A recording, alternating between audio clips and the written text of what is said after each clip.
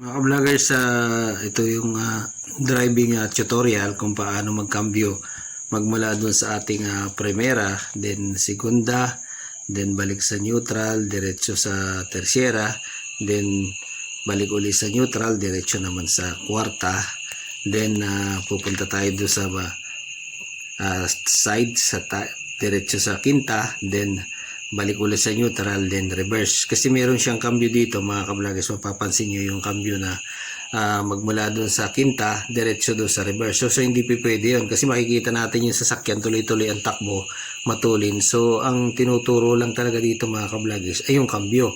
So pero ginawa lang niyang background yung pagtakbo ng sasakyan, pero hindi yun ang tamang cambio niya. Mga ka-vloggers, kasi diretso muna tayo sa primera, then balik sa segunda paghila at segunda, then takbo sa neutral, diretso tersiera naman, tapos hila, nasa gitna uli neutral, tapos bababa diretso sa kwarta, then diretso naman pag side naman takbo neutral, so dadaan uli sa neutral, diretso ngayon dun sa quinta.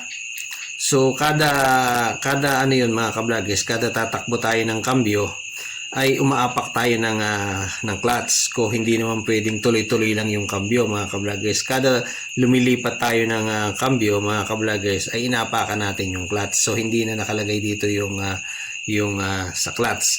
Basta ito ay sa cambio lang mga ka-vloggers. So kinakabisado lang natin yung tamang pagkakambyo. Pero kada nagkakambyo tayo mga ka-vloggers ay diretso hawak tayo ng clutch, then sabay apak ng silinyador, then cambio mga ka-vloggers, cambio, tapos apak ng silinyador. So yun, mapapansin nyo, hindi pwedeng yung tuloy-tuloy yung takbo ng sasakyan ay nandun tayo sa quinta, hihilahin natin sa reverse ay sala yun mga ka-vloggers. So yung tamang pagkakambyo lang